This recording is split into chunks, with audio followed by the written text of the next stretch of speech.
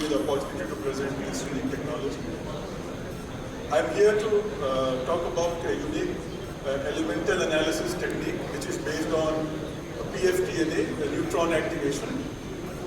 And this is to help you make steel greener with less carbon footprint. We all are talking about reducing carbon footprint. So it's a step, humble step towards that.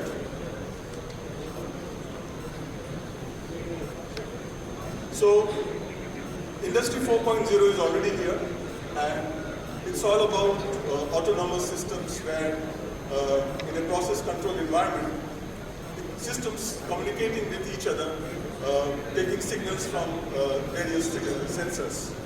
Now, these sensors talking to each other and helping you put the process on autopilot is all based on AI. And you're talking about, when you talk about artificial intelligence, it's about large data. And where does the big data come from? In analytical terms, big data comes from real-time analysis. Yes, analysis in the lab, sample by sample statistically, doesn't give you big data. So big data comes from real-time analysis, and that's where you can get the trend of the process, which way things are moving, and accordingly tweak your process. So I'm going to introduce you to a new unique technique of real-time elemental analysis. Of course, when we talk about real-time elemental analysis, the most preferred one is neutron activation, and that gives us a bit of fear of radioactive isotope.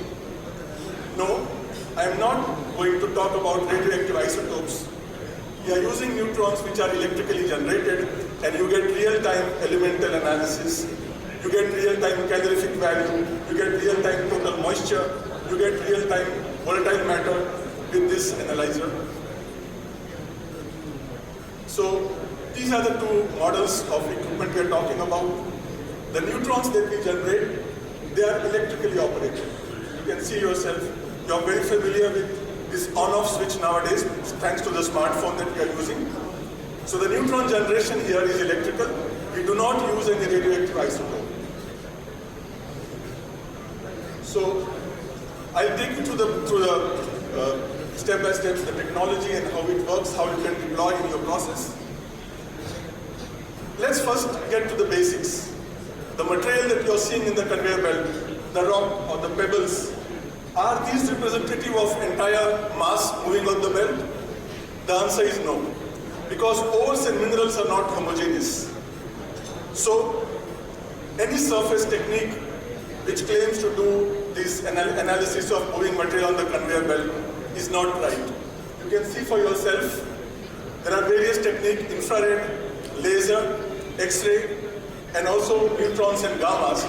The most effective one for bulk analysis in real time is, of course, neutrons. Rest all techniques are surface. So whether it is NIR, nowadays a lot of people claim that NIR can do bulk analysis for material moving on the conveyor belt. No, NIR is just surface analysis, and that too it is mineralogy study, it's not elemental analysis. Laser also claims to be doing bulk analysis of material moving on the conveyor belt. No, laser again is a surface technique, and that too it is microspot data collection from the material moving on the conveyor belt that we saw a few slides ahead. So what we're talking about is bulk analysis using neutron activation. The schematic that you see on the slide is a typical cross-section of the conveyor belt and material on the belt. Below the belt you have neutrons. The neutron source in our case is electrical neutron tube or neutron generator, and that's how we generate the gamma, and rest is all gamma spectroscopy. So the working of the analyzer is very simple. You apply power to the neutron tube. The neutron tube generates pulse of neutrons. The neutron activates the nucleus of individual elements on the conveyor belt, the mass of the material on the belt, and you get gamma. The gamma is collected by the detector, and you get gamma spectroscopy and entire elemental spectrum. So let's say typically this is the the rock, iron ore with all the elements. Then we have the neutron tube. The neutron tube generates pulse of neutron. This neutron goes and hits the nucleus of individual elements. The nucleus gets excited for a moment and gives away the energy acquired from the neutron in terms of gamma. This gamma is picked up by the detector, and the detector generates electrical signal remotely in the computer, in the lab or control room, and you get the analysis. You get the real elemental analysis. How do you get the elemental data from this gamma? Very simple. The gamma coming from different nucleus will have different energy, and this different energy generates different visible light and DC voltage in the photomultiplier tube. And that's how you get the spectrum. So if you see carefully, it's just gamma spectrometry, and each peak corresponds to the elements in the mass material moving on the conveyor belt. So entire periodic table is excited. You get all the elemental data of the moving material on the conveyor belt. How we do it? We have a unique neutron tube, which is the core of this technology. This is the neutron tube where we generate the neutrons, which activates the material on the conveyor belt. It's completely electrical operation, on-off. When power on, it generates neutron. When power off, no neutron generated. This gives us a unique advantage. Despite being neutrons, the intensity remains constant throughout the life. What does it mean? Your analyzer does not need any recalibration for the life of the analyzer.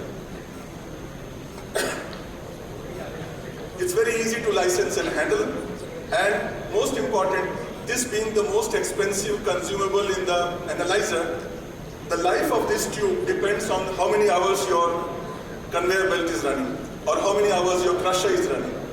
So typically we are getting 18,000 to 20,000 hours of life, which means 3 to 5 years of life you can get for this. How we generate the neutrons? It's a very unique principle. What you see is a ceramic module, a vacuum sealed device, like particle accelerator. There is a replenisher capsule with deuterium, 2 atoms of hydrogen. We know it's an isotope of hydrogen. Then there is an ion source to ionize the deuterium. There is a high voltage module, PHP, 70 kV to 115 kV this delivers. And a target. The target is a silver disc, a heavy metal disc, coated with tritium. Tritium is again isotope of hydrogen, 3 atoms of hydrogen, mixed with titanium. Titanium hydride is coated on silver, and this target is fitted here. So when you apply power, the deuterium is accelerated, goes and hits the tritium, liberates 1 neutron. Thus, complete electrical process to generate neutron, and this is how you get neutrons on demand. So, and these neutrons are typically 14 million electron volts energy, so good enough to excite hydrogen, oxygen, carbon, and all the elements. The unique advantage of exciting oxygen and carbon is you get live calorific value, total moisture, ash, and all this in case of coal. So, very good for coke oven battery application. I was hearing a presentation from Lotus Wireless where they had difficulty in getting the live data of coke for CV and total moisture, etc. This can be definitely of use. So let's quickly go through these 2 models that we have. The 2 models are based on size of the belt. Larger the belt, we give this other model. Smaller belt and smaller mass, the pentose model.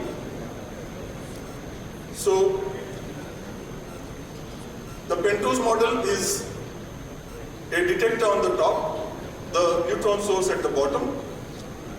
So it's a tunnel, sits across the conveyor belt. So this is how typically the analyzer is placed on the belt.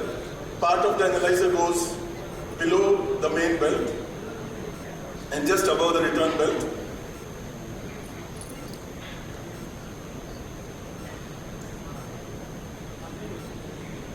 The neutron tube, which goes below the belt.